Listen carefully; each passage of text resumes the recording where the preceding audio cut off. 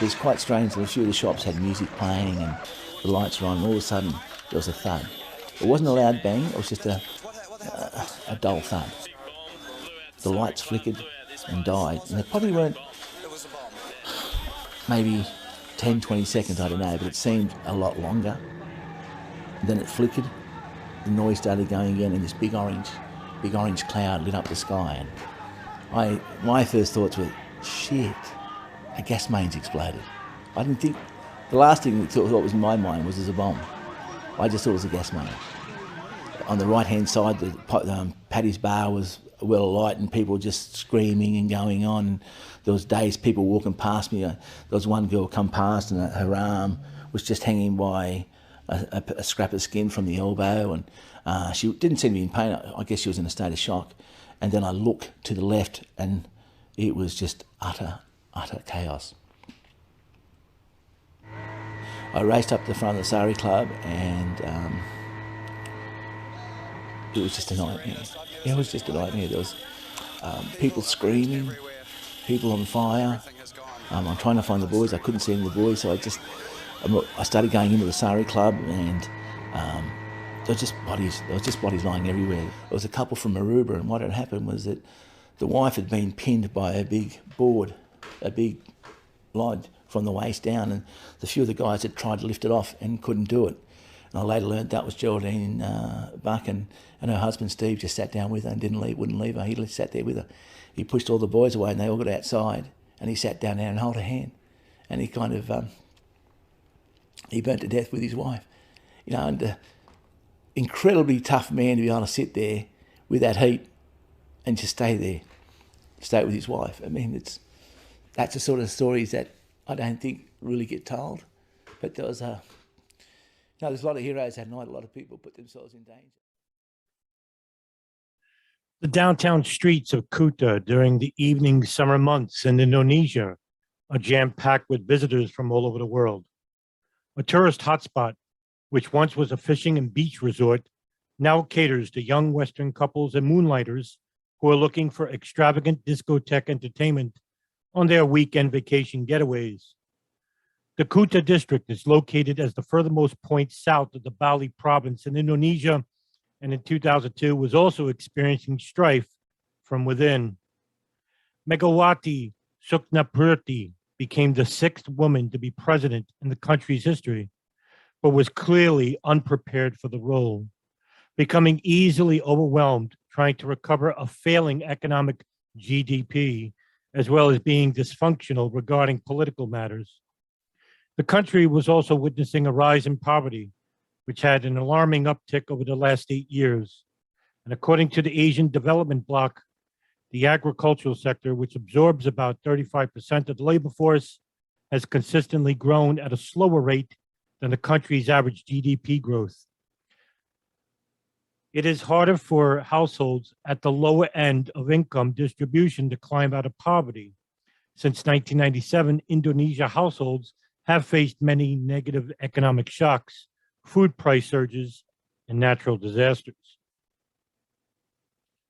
With the growing rates of unemployment in the public sector, militant Islam was becoming a problem for the country once again, especially for the Christian population, who were a minority, but also had a notable presence, which was seen as a threat against the nation's predominant religion to some of the Islamic fundamentalist groups.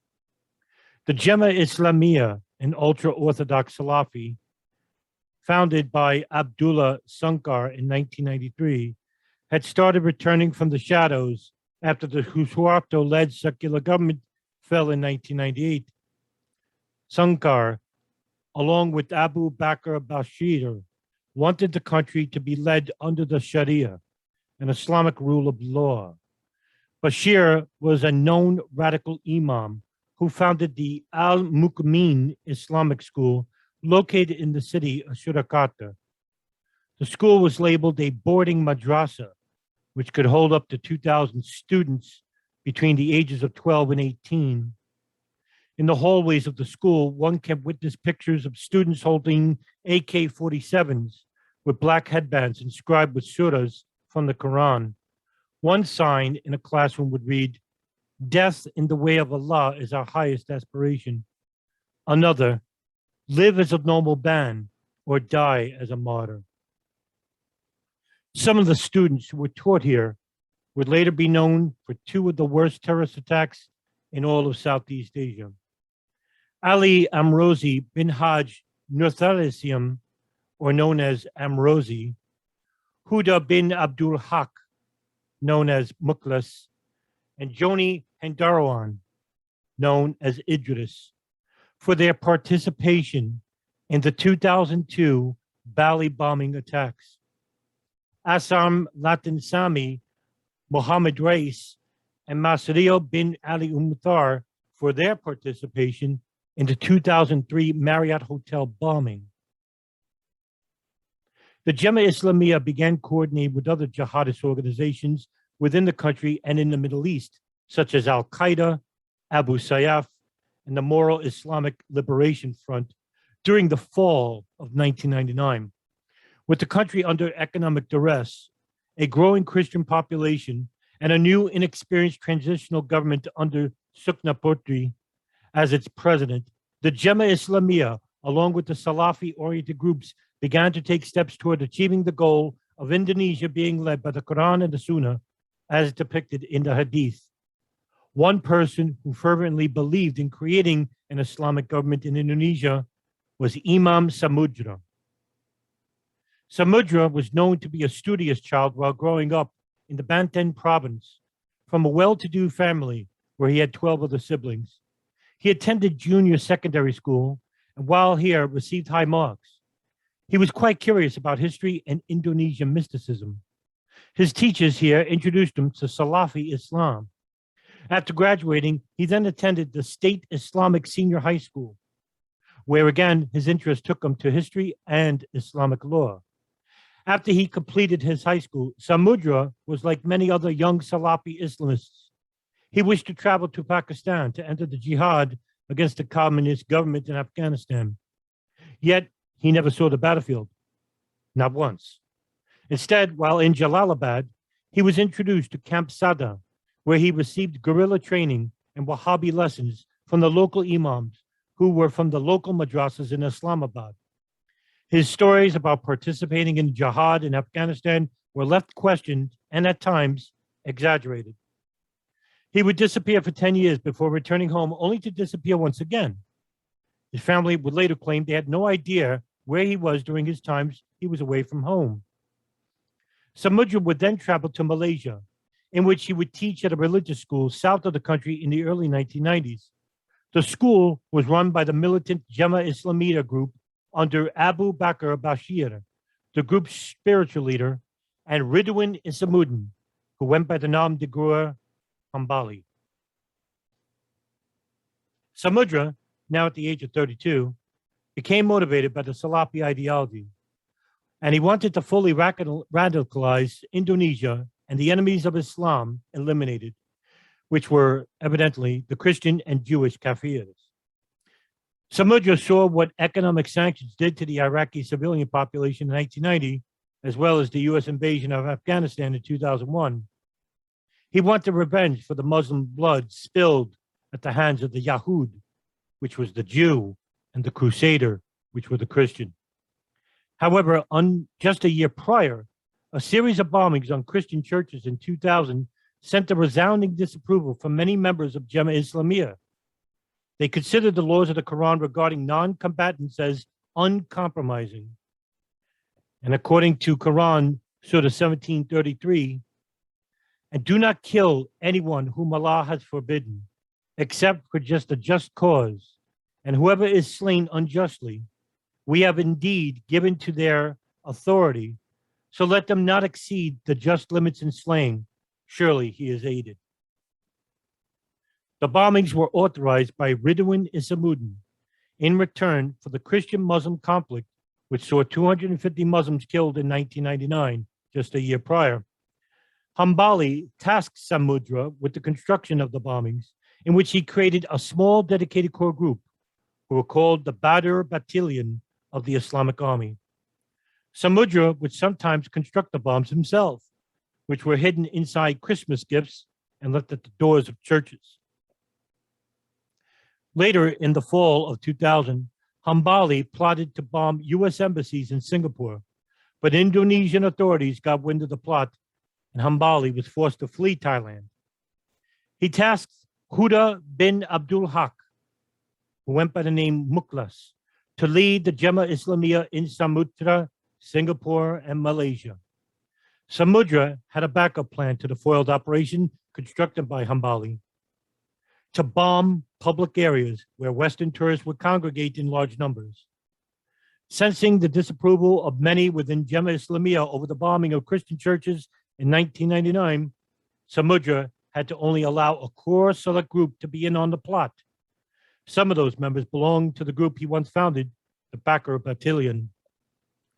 Mukhlas was similar to Samudra in his way of thinking and approved of Samudra's plan. Mukhlas took over the primary leader of the operation, naming Samudra as the field commander. 11 others were carefully selected to be involved in this operation. Meetings between the top membership in the weeks prior to the operation were held in cities many meters away from Bali, knowing full well that their plans would be met with strict deterrence from the Jemaah Islamiyah due to their disapproval of killing civilians. Those involved with the operation included Ali Amrozi bin Hajj, Amrozi, Idris, Amran, Ali Imran, Aris Monundar, Dolmatin, Abdul Ghani, Umar Patek, and with 2 men selected as being the martyrs of the operation, Iqbal and Jimmy. Mukhlas and Samudra saw the prospect of Christians in the Indonesian land as suppressing heresy. Islam was the only way of life for these men, and so it must be preserved for the country they were born into. Bashir's teaching at the Ali Mukmin school saw the threat of apostasy that these Christian churches could bring to the populace. The Jemaah Islamiyah were also partly funded by Osama bin Laden, who by this time was the most wanted man in the world for his alleged role in the September 11, 2001 terrorist attacks in New York City and Washington, D.C. Samudra was in awe that a group like Al-Qaeda could bring the United States on its knees with such an easily constructed attack. His hatred for the Americans and their staunch ally, Israel, was uncompromising. He viewed the violence that plagued Iraq, Afghanistan, and the Palestinian people without any retribution as an act of fitna. The plan for a martyrdom-style operation had to be spectacular in regards to the offenses against the Ummah, or the Islamic world. In late August of 2001, both Samudra and Ali Imran started to scout potential spots that attracted Western tourists. Both men wanted to spot and bomb popular tourist spots. Both men went to a couple of the hot spots in downtown Bali before selecting Paddy's Bar and the Sari Club, located on Legion Street in the main tourist area of Kuta. According to Imran, during the trial of the suspects involved with the bombing in 2008, they selected the spots because it was frequented by Americans and their associates. He quoted Imam Samudra as saying it was part of a jihad, or holy war, to defend the people of Afghanistan from America. Over 34 people would ultimately be involved with the operation, and all those involved played specific roles, from making the bomb, purchasing the chemicals, vehicles, scouting law enforcement, and being the martyrs for the operation. Those carefully selected by Samudra and Mukhlas in charge of making the 2 bombs were Dolmatin, Abdul Ghani, Umar Patek, Ali Imran, and Idris. Idris was also in charge of gathering funds and arranging transport and accommodation for the bombers. Amrozi was tasked to purchase the chemicals used for the 2 bombs. Ali Imran, Amrozi's younger brother, would be in charge of driving the van to the street where the bar and club were, and he would then flee on a moped driven by Idris. The belt bomb, which was used for the Paddy's Bar attack, consisted of potassium chloride, aluminum powder, and sulfur. The bomb, which was placed in a 1,300-pound van purchased by Mukhlas' younger brother, Amrozi, consisted of cabinets, each containing a potassium chlorate, aluminum powder, sulfur mixture with a TNT booster, and connected by 150 meters or 490 feet of PETN-filled detonating cord. 94 RDX electric detonators were fitted to the TNT. The total weight of the bomb was 2,250 pounds. Mukhlas kept in touch with his imam and advisor, Abu Bakar Ba'asyir. Although Ba'asyir had denied that he was ever contacted by anyone involved with the plot, much less known about the terrorist incidents. Nevertheless, the main trio of Samudra, Mukhlas, and Amrozi continued to meet in various places in the 8 weeks prior to the attacks to speak about logistics and preparation. The Jemaah Islamiyah, however, were coordinated attacks on their own against Malaysian and Indonesian targets that harbored American interests. Hambali at this time was staying in numerous safe houses during his flight from Indonesian authorities as well as U.S. authorities. The notorious orchestrator of numerous terrorist plots, Hambali, was also said to be present during a high-ranking Al-Qaeda summit meeting in Malaysia in the January of 2000. It was suspected by intelligence officials that during this meeting, the September 11, 2001 terrorist attacks, the USS Cole bombing were discussed, and also present were Khalid Sheikh Mohammed, Khalid al-Midar, Nawaf al-Hazmi, Ramzi bin al-Shib, who were all alleged to have participated in the attacks. He was still the financial conduit between Al-Qaeda and Jemaah Islamiyah, receiving funds at various non-MoneyGram locations while on the lam. Another member of Jemaah Islamiyah who was also receiving funds from the group was Nordin Muhammad Top, also known as Nordin or Top M. Nordin was also a follower of Bashir's Salafi teachings, but he, like Samudra and Mukhlas, was in opposition to the Jemaah Islamiyah's strict rules against killing civilians. His reputation for ruthlessness while being the genius behind the organization was known even to federal investigators abroad. The FBI reported that Nordin was the Jemaah Islamiyah's explosive expert, strategist, recruiter, and primary trainer. Mukhlas and Samudra wanted the bombings to take place on September 11, 2002, exactly 1 year to the date of the terrorist attacks in New York City and Washington, D.C. However, the operation couldn't be completed on time. It would have to wait just a month. The plan was simple. Iqbar would wear a vest packed with TNT around his chest while walking in Patty's bar. He would detonate the explosives.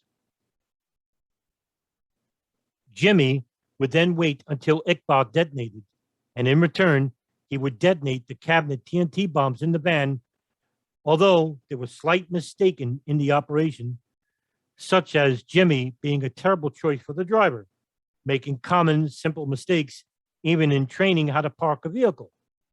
Another almost ending to the operation entirely, while in constructing the cabinet TNT bombs, there was a slight explosion inside the house where they were moving one cabinet into the common area where there was a chemical spill.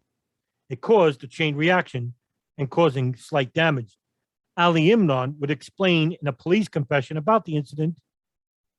It was about 4:30 p.m. when we heard the explosion. The neighbors asked what the explosion was. Idris told them it was probably a tire burst or an exploding balloon. We stopped mixing for that night.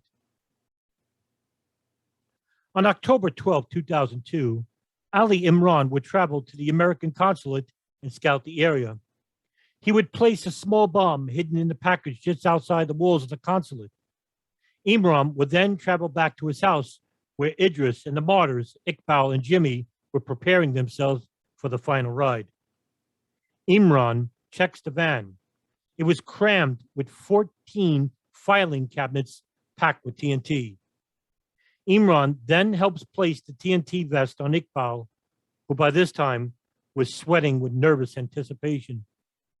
Iqbal, however, knowing his fate would never waver, Imran was tasked to drive the van and park it outside the Sari Club so that no mistakes would be made, being that Jimmy was a terrible driver. Idris was on his way out of the house, finds a phone with wires sticking out, yet he doesn't realize the significance of it. Idris would drive a moped and pick up Imran after he parked the van and flee the scene after the explosions took place. At 11:30 p.m., Ali Imran drove the van out of the garage with Idris on his moped right behind, with Iqbal and Jimmy in the van. Paddy's Bar and the Sari Club that night were filling fast with patrons, mostly Australians, which was not known to the bombers. According to survivors, there was approximately 350 people in the club. Ali Imran took 27 minutes to drive 4 miles due to the weight of the cabinet bombs to the central of Kutra. He would park 100 meters short of the Sari Club. He turns and asks Jimmy if he was really ready, to which Jimmy nods and under shortness of breath says that he is. Imran exits the van, and with Idris waiting by the left side of the van, Jimmy has to stop, maneuver the van just a few clicks to have better position. The van stops just 30 meters away. Iqbal gets out, puts on the vest, and walks over to the entrance of the bar. Jimmy has the detonator switch box placed on his lap. Just 2 kilometers away, Ali Imran asks Idris for the phone number. Idris, noticing the odd question, realizes that the phone he found in the home was supposed to be attached to the truck bomb of the driver. Jimmy has second thoughts and abandoned the operation. That was a thought, that they would then detonate the bomb remotely if he did. Idris had never attached the other phone. However, they can explode the small bomb outside the American consulate. Jimmy had reached Sari's bar. With Iqbal just arriving to Paddy's Bar, Iqbal stood directly in the middle of the entrance, slowly eyeing the place, his last moments on earth. As he slowly maneuvered closer toward the bar, he reached under his flannel shirt, which was hiding the vest bomb. His last words of Allahu Akbar was reportedly heard. Seconds later, the detonation of his device was described by the surviving patrons, Jason McCartney and Peter Hughes. McCartney would say, "There was a fizzling glow of orange light flying through the air. I was knocked to the ground and was briefly blinded by the flash of light." Hughes would say, "The whole place was completely black. I tumbled and went straight up in the air, and a girl fell on me. I wasn't quite sure what happened. Why is this girl next to me? Why can't I see anything? As I was stumbling out, I realized what was underneath me. It was 2 people." The patrons in Sari Club had heard the explosion, but the music was loud, and many had thought it was simply fireworks going off. The lights inside the club flickered off just for a bit and then turned back on. Some of the dazed, charged survivors of Paddy Club had stumbled out into the streets near the club, stripped almost naked, with melted clothes on their backs. Jimmy had watched Iqbal detonate himself and exploding in the process. Now it was his turn. At 11:10 p.m., Jimmy turned on the connector switch, which was wired into the cabinets, sending the electric current into the receptors connected into the TNT switches. The blast was enormous, sending shockwaves a mile around the perimeter. Legian Street suddenly became a thick black cloud, with fires ranging from 1,000 feet from the street into the blast center. Those who survived the blast saw a glaring bright red and orange glow, and then a sonic blast which burst eardrums and sent people flying in midair and thrown 50 to 100 feet away, which followed by a deafening silence. Sari Club was in tatters. All that was left was smoky wood embers, pitch black in contorted positions like spent matchsticks, with people strewn about on the ground like dolls.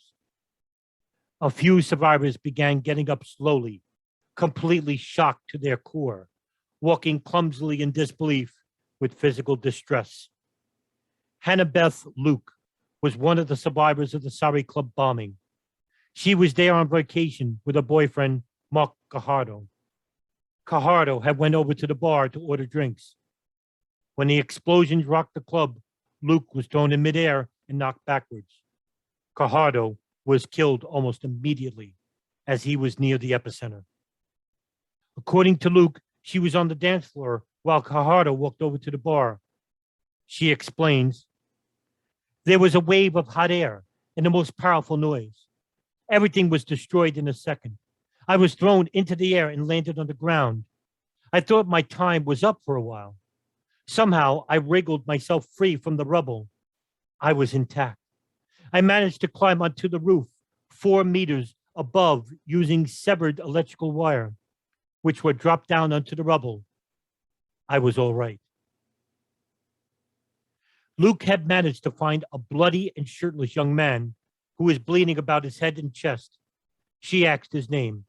He said it was Tom. It would turn out that his name was Tom Singer, a 17-year-old from Maribor, Australia, an avid surfer.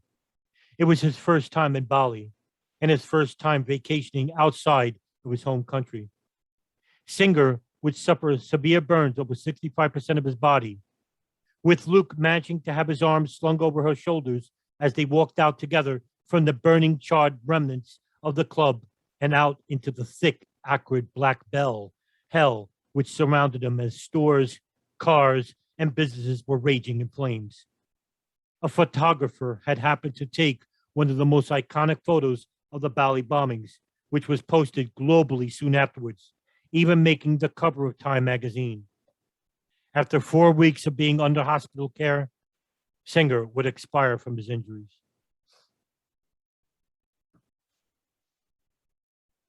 Ali Imran and Idris then drove to the Al Gambra Mosque, just a short kilometers from the bombings, where they had met weeks prior while plotting the bombings. Idris parks the moped and leaves it behind. Both Idris and Imran planned to have the bike removed the next day by someone they knew. Both men stood laying on the floor of the mosque as they heard the sirens of ambulances and foremen rushing down the streets. What followed next is explained in an August 2005 United States Indonesian Society report. The investigators were thus able to recreate the bombers' activities. Amrozi, Idris, and Ali Imran had simply walked into a dealership and purchased a new Yamaha motorbike after asking how much they could resell it for if they returned it in a few short days. Imran used the motorbike to plant a small bomb outside the U.S. consulate. Idris then rode the motorbike as Imran drove 2 suicide bombers in the Mitsubishi to the nightclub district in Kuta. He stopped near the Saudi club, instructed one suicide bomber to put on his explosive vest and the other to arm the vehicle bomb. The first bomber headed to Patty's bar. Idris then left the second bomber, who had only learned to drive in a straight line, to drive the minivan the short distance to the Saudi club. Idris picked up Imran on the Yamaha, and duo headed back into Denpasar. Idris dialed the number of the Nokia to detonate the bomb at the consulate. The 2 suicide bombers exploded their devices. Imran and Idris dropped the motorbike at a place where he was eventually attracted the attention of the caretaker. In the immediate aftermath of the bombings, forensic investigators would locate a seat from the white Mitsubishi van which Jimmy had detonated in. Graham Ashton of the Australian Federal Police involved with the Bali bombings investigation had been told by forensics that the seat had penetrated Patty's bar and into the ceiling where the human remains of Jimmy were located. Osama bin Laden would make an audio recording praising the attacks, even blaming the death of Australians on its own government participating in their war on East Timor. You will be killed just as you kill. You will be bombed just as you bomb. Expect more that will further distress you. There were many questions over whether bin Laden had supported the attacks financially. According to Hambali, he was sent $30,000 to fund the bombings from Al-Qaeda couriers in Afghanistan. Hambali was captured on August 11, 2003, in a CIA Thailand law enforcement sting, where he was found in the city of Yaltutrahaya, where 20 uniformed and undercover police smashed down the door to his one-bedroom apartment. They were recovered firearms and explosives, as well as a fake Spanish passport. The moped left at the mosque was identified, and the members of the mosque reported to police, Idris and Ali Imran, which led them to Amrozi. When investigators found Amrozi sleeping in his house, he awakened at the sound of police entering, to which he replied rather casually, "Gosh, you guys are very clever. How did you find me?" What they found in his home was rather incriminating of his suspicion in the terrorist bombings. According to the United States Indonesian Society report, they found much more, which would literally bust the case wide open. Bags of chemical ingredients for bombs were found in his workshop, and soil samples taken from outside his home, which showed traces of the primary chemicals used in a Sari Club bomb. Police found receipts for the purchase of chemicals used to make the bombs, as well as a list of expenses incurred in making the bombs. Further, search of Amrozi's home revealed copies of speeches by Osama bin Laden and Abu Bakar Ba'asyir. The speeches exhorted listeners to wage jihad. Police also uncovered training manuals on ambush techniques and numerous articles on jihad. Under questioning, Amrozi revealed the names of 6 others involved in the bombing: Ali Imran, Imam Samudra, Dul Mateen, Idris, Abdul Ghani, and Umar Patek. But Amrozi's mobile phone proved to be the real catch. Indonesian investigators were able to print out a list of calls he had made immediately before, during, and after the bombing, as well as the names and telephone numbers in the phone's memory. Paskia kept Amrozi's arrest record for 2 days. After it was announced, Polari monitored the sudden flurry of the communications among numbers listed in Amrozi's telephone before the calls abruptly ceased. The investigators were able to identify the location of the number of the telephones, leading to a series of arrests. Imam Samudra and his personal jihad against the West were just beginning in his mind, however. The daily news reports, which now reached global interest, had now descended on the Kuta province. The light shining on the darkness which encapsulated the minds of Samudra and Mukhlas. The Salaf would be avenged, even if Australia were the majority that perished. With a total of 202 fatalities and over 209 injured, it was the second largest terrorist attack in the world, with only the terrorist attacks of September 11th having more than 3,000 fatalities. Meanwhile, the Jakarta task force was given the special case regarding the 2 masterminds behind the Bali bombings, Imam Samudra and Mukhlas. Samudra was trying to evade authorities and escape into Malaysia, but he knew it would be nearly impossible now that the entire intelligence community from all over the world would be in on the chase. On November 21st, 2002, Samudra was spotted by Jakarta task force authorities. He was on a bus at the Merak ferry terminal on the northwestern tip of Java as he waited to board a boat to neighboring Sumatra. Senior Commander Andy Charidan of the task force started in on a press briefing about Samudra's capture. He said, Samudra seemed resigned to his fate. He seemed to already know that he was going to be arrested. The tip about Samudra's whereabouts came from the arrest of 2 of his bodyguards who knew where he would be traveling on the day of his capture, leaving only Mukhlas, also known as Ali Ghufron, as the only suspect still at large. After weeks of intense manhunts and stings, they would finally capture the elusive mastermind of the bombings. On December 4, 2002, while asleep in a safe house in Central Java province, investigator had descended into the bedroom while breaking down the back door. Like Samudra, he offered no resistance. Bali Police Chief Major General Mahdi Manku Patia held a press conference regarding the final and most important arrest of the Bali bombings case. Mukhlas, alias Ali Ghufron, has confessed to being a member of Jemaah Islamiyah. Mukhlas also told police the Bali bombings were planned in August at meetings he attended in Solo. The arrests, along with detaining over 50 subjects, led to some interesting interviews and reports about the influence of the global Islamic terror networks. Intelligence officials say Samudra was acting at the behest of Hanbali. He has also confessed to planning a series of earlier bombings in 2000, including several churches, while Mukhlas admitted he replaced Hanbali as de facto leader of the Jemaah Islamiyah in Malaysia and Indonesia. Samudra gave his reasons for the bombings to Bali investigators. He said, "Sometimes Jews and Christians are more convinced by the Quran compared to Muslims themselves. They attack Islamic nations because they are afraid of the words inside the Quran that would become a reality. So it's not about oil or nuclear issues at all. I am more convinced by the Quran rather than human analysis. So it's a matter of Aqidah or faith.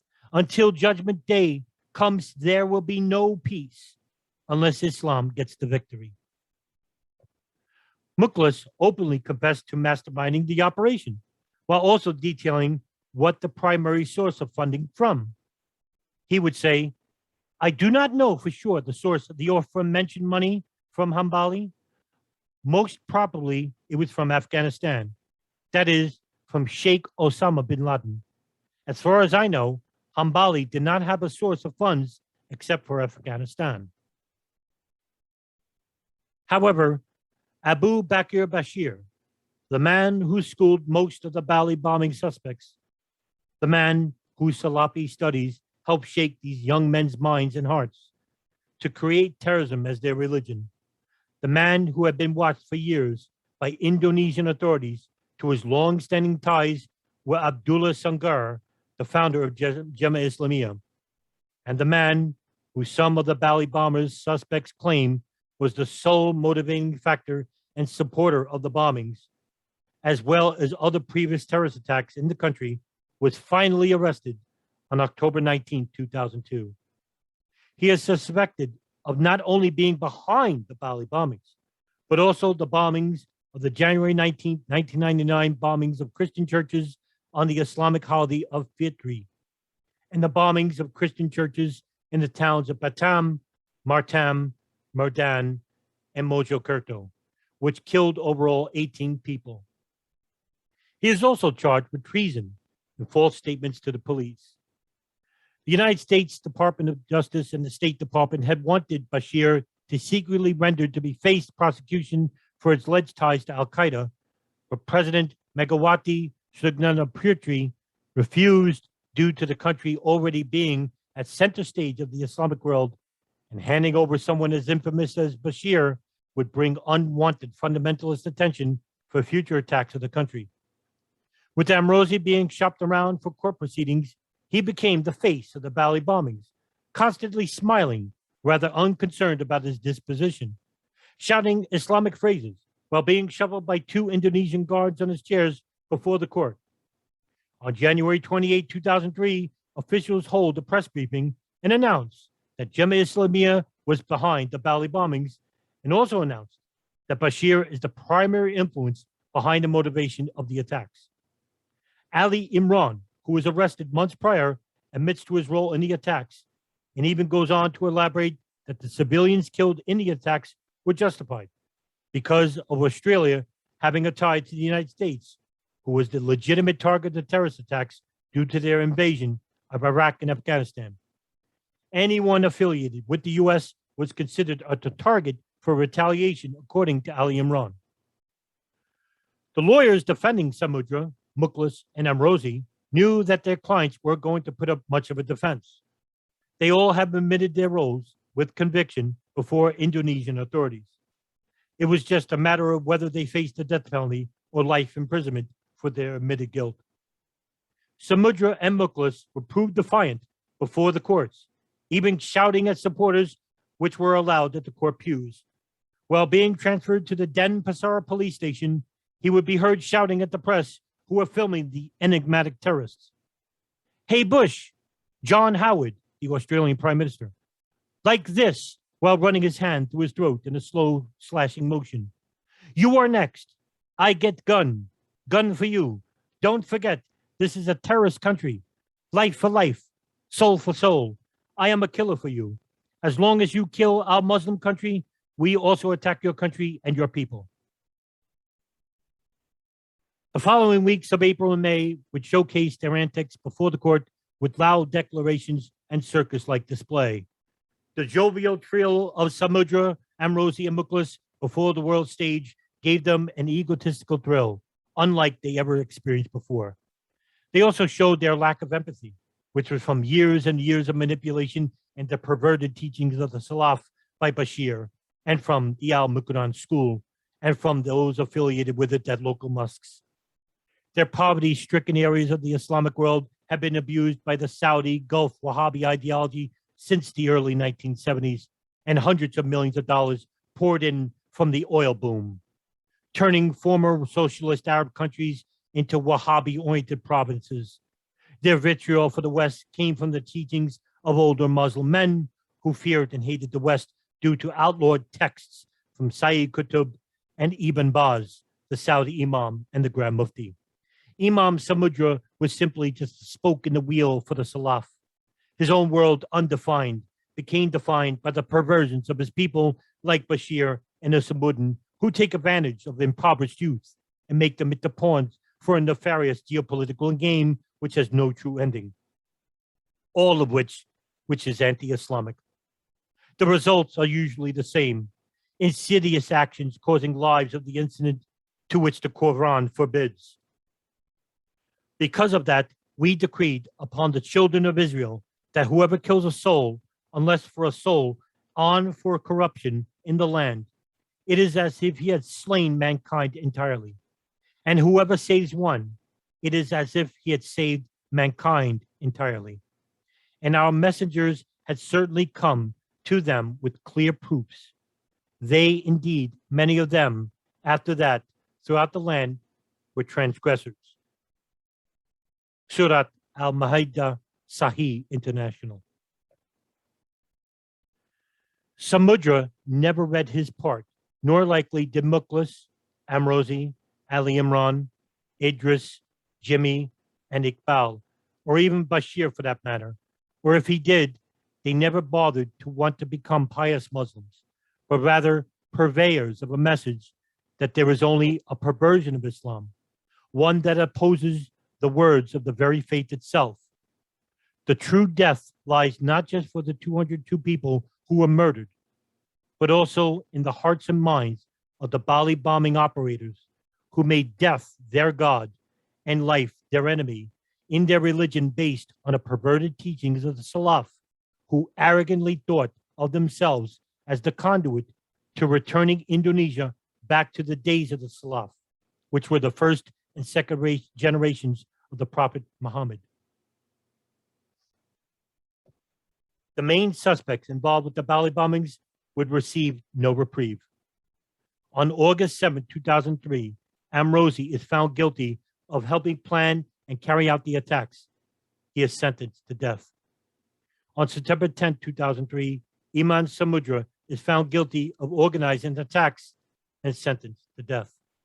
On September 18, 2003, Ali Imran is convicted of planning an act of terrorism and sentenced to life in prison. And on October 10, 2003, Mukhlas is sentenced to death for acting as the overall coordinator of the attacks. On March 3, 2004, an Indonesian court finds Abu Bakar Ba'asyir guilty of conspiracy over the Bali bombings, but is cleared of a more serious charge over a bombing attack at the Marriott Hotel. The judges say Ba'asyir had given his approval for the Bali bombings, and he is jailed for 2.5 years, a sentence which Australia's foreign minister described as disappointing. Ba'asyir would escape his sentence, however, and on December 21st, 2006, had his conviction for conspiracy in the 2002 Bali bombings overturned by the Supreme Court. As of 2021, Ba'asyir was released from Jakarta prison after serving 15 years for his supporting a jihad training camp located in the Aceh province. The court had released him into a de-radicalization program. He is 82 years old and has reiterated to the media that he had absolutely no connection to the Bali bombings or those involved. After menial appeals, the trio of Mukhlas, Imam Samudra, and Amrozi decide to accept their fate, and all wish to die immediately. Samudra and Amrozi wish to be killed as martyrs and to be beheaded by the state. It was refused. On November 8, 2008, all three men were executed by firing squad. The manner in which they died were chosen for them.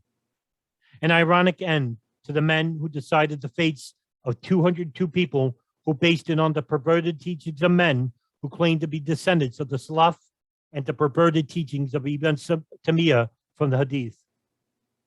They died knowing no life, while the victims of the Paddy's Bar and Sari Club died celebrating it. They killed 202 people. They maimed many more. And for that, they were tried, found guilty, and sentenced to death. Indonesia doesn't officially announce when or where executions will take place. The 3 Bali bombers were shot by a firing squad. They had asked to be beheaded instead, arguing that decapitation by sword is a more Islamic method of execution. Imam Samudra, Ali Ghufron, also known as Mukhlas, and his brother Amrozi never expressed any regret or remorse for their part in the 2002 Bali bombings. Guys, this is horrendous. I've never seen anything like it. 6 years ago, on the night of October 12, a suicide bomber detonated a small bomb inside Paddy's Bar on Bali's popular Kuta beach strip. As hundreds fled in panic, another bomb, more than a ton of explosives packed in a van parked outside, blew up as well. Every year, there are memorial services to remember the victims, mostly Western tourists, including 88 Australians. I remember when the bomb went off like it was yesterday. I sometimes wonder why I got out of the club that night and why I wasn't left there. I always think, what if I still had my mum? Or what if I still had my dad? Would it have been any easier for me if I had one parent? I will never know. Many were outraged by the bombers' lack of contrition. One of them, Amrozi, became known as the Smiling Bomber. He seemed delighted when he was sentenced to die. And in an earlier interview, the mother of Amrozi and Mukhlas said her sons didn't do anything wrong. They are not guilty. They have killed men and women who were sinful, who were engaging in free sex. So there is nothing wrong with their struggle. They killed unbelievers. That's what I heard. Imam Samudra, Mukhlas, and Amrozi are now dead. A monument stands where their victims were cut down, a reminder of a darker time in Bali and for tourists who've now returned in strength to the island's sunny beaches. David Hawk.